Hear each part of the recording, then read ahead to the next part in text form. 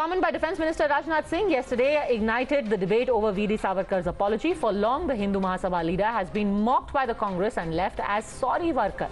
Now, at a book release function, Rajnath Singh actually turned the argument on its head, saying that the alleged apology by Savarkar was actually advocated by Gandhi ji. और सावरकर के खिलाफ झूठ फैलाया गया। बार बार यह बात कही गई कि उन्होंने अंग्रेजी सरकार के सामने अनेकों मर्सी पिटीशन फाइल की, लेकिन सच्चाई है कि मर्सी पिटीशन उन्होंने अपने को रिहा किए जाने के लिए नहीं फाइल की थी। सामान्यतः जो एक कैदी को एक पूरा अधिकार होता है कि मर्सी पिटीशन फाइल करना चाहे तो वह कर सकता है। महात्मा गांधी ने उन्हें कहा था कि आप मर्सी पिटीशन फाइल करो। महात्मा गांधी के कहने पर उन्होंने मर्सी पिटीशन फाइल की थी और महात्मा गांधी ने अपनी तरफ से यह अपील की थी। उन्होंने कहा था यदि सावरकर जी को रिहा किया जाना चाहिए, जैसे हम शांतिपूर्ण तरीके से आजादी हासिल करने के लिए आंदोलन चला रहे हैं, वैसे ही सावरकर जी भी आंदोलन चलाएंगे। यह बात महात्मा गांधी जी ने कही थी, लेकिन उनको बदनाम करने के लिए इस प्रकार की कोशिश की जाती है कि मर्सी पिटीशन फाइल की थी, उन्होंने क्षमा याचना मांगी थी, अपनी रिहाई की बात कही थी। यह सब सारी बातें बेबुनियाद और गलत हैं। कुछ लोग वीर सावरकर को नाजीवादी और फाशीवादी होने का आरोप लगाते हैं। खासतौर पर वे लोग इस प्रकार का आरोप लगाते हैं जो मार्क्सवादी या लेनिनवादी विचारों से प्रभावित रहे हैं या आज भी हैं। Savarkar, what is the truth of him having asked the British for mercy? Joining us now is the author of this book, which was being inaugurated by the Sarsang Chalak, Mohan Bhagwat, at whose inauguration, in fact, the Defence Minister Rajnath Singh spoke. Veer Savarkar, the man who could have prevented partition, written by Uday Mahurkar and Chirayu Pandit. Udayji, thank you very much for speaking to us. How exactly did Mahatma Gandhi come into the picture? All this while we were told that when V.D. Savarkar was in jail, he begged the British for mercy to be released. What is the association of Mahatma Gandhi in these mercy petitions? First, I will talk about the mercy petitions. You have to understand one thing, Savarkar was a revolutionary. And he had tried to flee British custody even when he was being brought from England to India. There is a very famous episode when he dived into the sea and he tried to flee, but he was caught. So his mercy petitions have to be seen in the light of what he called Chanakya Niti, Krishna Niti or Shivaji Niti. Shivaji in his career of 37 years had apologized to Aurangzeb at least 4 to 5 times. In 3 of these cases, treaties were signed. The treaties were signed between Marathas, between Shivaji and Aurangzeb. And each time the treaty was broken by Shivaji only because his target was Hindvi Swarajya. Hindvi Swarajya was the target of Shivaji. Similarly, Savarkar's target was freeing the nation from the slavery of British. So you cannot apply Gandhian tools to evaluate Savarkar. You have to apply the tools of Shivaji. That is one. Secondly, whatever Rajnath Singh ji said yesterday was absolutely correct. Gandhiji, as part of Savarkar, as part of the strategy, had tendered at least 8 to 10 petitions over a period of 12 years. Some of the petitions were filed before Gandhiji came into the picture. But Gandhiji came into the picture when Savarkar's youngest brother Narayan Savarkar got in touch with Gandhiji, and Gandhiji advised him that Savarkar should file more petitions because we want to get him out of the jail. Thirdly, Gandhiji also wrote a letter where he said, an article in Young Leader, one of his publications, in which he wrote that, he wrote in Young Leader that Bhai Pramanand was also a great revolutionary. He was let off after he delivered a petition. Similarly, he wrote, if Bhai Pramanand can be freed, why not Savarkar? So there is no dichotomy between what Rajnath Singh ji had said and the facts. But the point is, and you mentioned it in passing, and I think the debate, that Gandhi ji actually came back to India from South Africa in 1915. My question is that Gandhi ji came back to India from South Africa in 1915 and Savarkar was in jail in 1910. So he had already started writing petitions for mercy even before Gandhiji came back to India. So Gandhiji was only one of many That who is he what consulted, but the mercy petitions went out even before that. Yeah, that is a fact. But the point is that he did file mercy petitions after Gandhi came to the picture, and Gandhi advised his younger brother Narayan Savarkar that Savarkar should file more petitions. So that is a fact. But I think, Padmaja, the debate has to go further. The debate has to go further. Why Savarkar is being demonized? Why he's been vilified for so many years? What is there in Savarkar to be so scared about? For people who are vilifying Savarkar. My own assessment is that those forces, ideological and political, who want to see India as a fragmented entity, those who want to subsist on vote bank politics, it is their need, it is their requirement to demonize Savarkar. And as I said in one of my interviews a few days ago, that the conspiracy to defame Savarkar is one of the biggest conspiracies the world has ever seen when it comes to a patriot like Savarkar. What would people gain from demonizing Savarkar? But before you come to that, I want to quickly ask you also, the parallel always drawn is that Nehruji went to jail and he stayed there. He never asked for mercy. He never sought clemency. Then why did the same idea of Shivaji's tactics not be employed by Nehruji? He said, I will not bow before the British. Why did Savarkar? But the Nehruji was following Gandhian ideals. Nehruji was not a revolutionary. Nehru was not a revolutionary. And Savarkar, while he was filing these petitions, he was filing these petitions for all.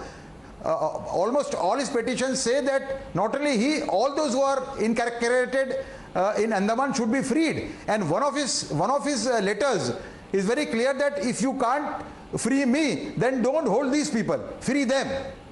And secondly, Cradock, there was an officer called Cradock. He wrote a letter to the jail authorities in Andaman. While Savarkar was in Andaman jail, he wrote that the government had decided that the convicts here should be allowed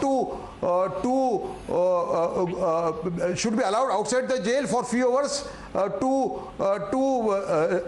sort of on the sea coast. But in the same letter there is a caveat. He said, don't allow Savarkar to go, because Savarkar has got friends amongst the revolutionaries of Europe, and I won't be surprised if some vessel comes, they organize a vessel and they take Savarkar from here, they hijack him from here.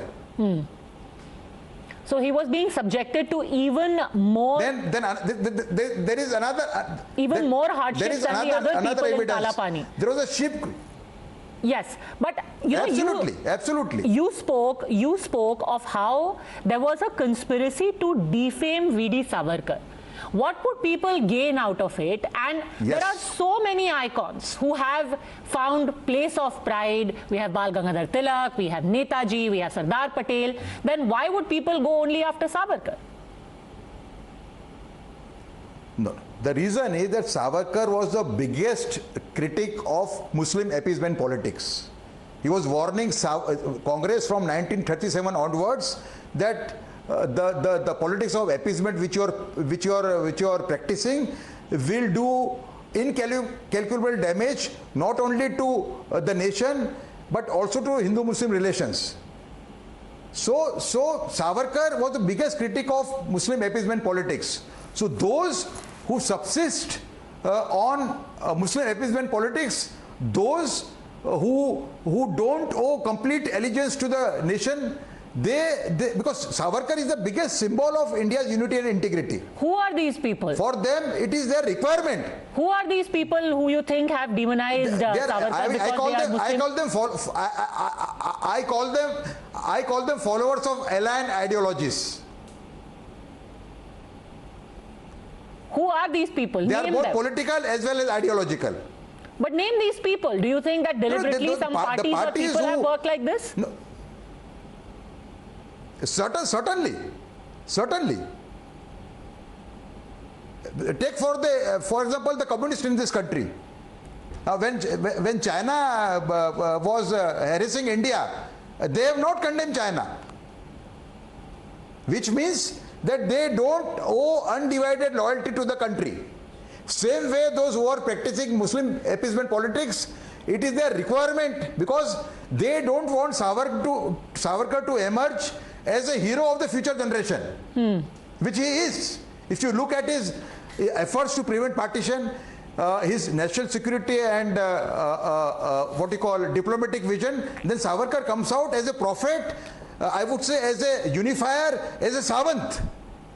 You know, many people are arguing that today you need the name of a Gandhiji to try and whitewash what V.D. Savarkar did. In fact, Asaduddin Owaisi, there are 2-3 questions I want to ask you about him. But the first question is, he in fact has put out this letter written on the 25th of January 1920, where Gandhiji writes, I have your letter. It is difficult to advise you. I suggest, however, you are framing a brief petition setting forth facts of the case, bringing out in clear relief the fact that the offence committed by your brother was purely political. I suggest this in order that it would be possible to concentrate public attention on the case. Meanwhile, as I have said to you in an earlier letter, I am moving in the matter in my own way. Asaduddin Owaisi says that there is no mention of petitioning the British, begging for leniency, mercy, and promising to be a faithful servant of the crown. That Gandhiji only said, put forward facts of the case. Savarkar went a step further and turned out to be more holier than the king and promised to be a faithful servant of the crown. I have answered the first question in what context the petitions were filed. You cannot evaluate Savarkar with the tools of Gandhiji. He has to be evaluated with the tools of Shivaji, with the tools of Krishna, with the tools of Chanakya. So this entire controversy is concocted. Coming to the second part as to how history is being distorted, I will advise Mr. Owaisi to look into the history of his own family. His father was associated with the Razakars, who committed untold atrocities on the Hindu population of Nizam in the 1940s, and now the records which I have made, I have been able to find out, 990 Hindus were killed, and about 200 women were raped. See the level of atrocity committed by Razakars, and his grandfather was associated with the same group. So he should look into the history of his own family. Your book talks about how Savarkar is the one person who, if he had been paid attention to at that time, we wouldn't have the problems that we have with Pakistan as well as with China. What in your research have you found to show that he already foresaw our problems with China and the problem of partition? We call Savarkar a great Bhavishya Vakta of India's security. I will give you 2 or 3 or 4 examples.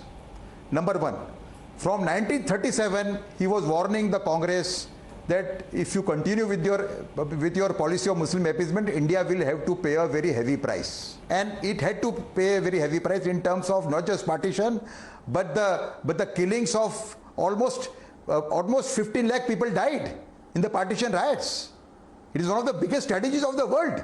On China in 1954, when Jawaharlal Nehru came up with his doctrine of Panchsheel, that time Savarkar told Nehru, reacting to Nehru's action, he said that after what China has done in Tibet, the way it has followed Tibet, if you talk in such weak-kneed terms with China, China's hunger for land, for swallowing land will increase, and I won't be surprised if China attacks India after a few years, and that is what happened after 8 years.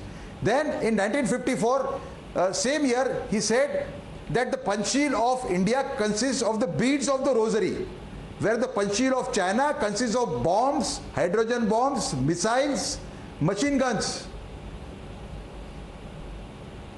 Secondly, on Pakistan, he told Kripalani, when Kripalani said that that partition of India would solve the Hindu-Muslim problem, he told Kripalani won't be able to imagine the kind of calamity which would befall the nation and the country's Hindus. And that is what has happened. In 1947, as compared to 1947, today only 8% Hindus are left in Pakistan.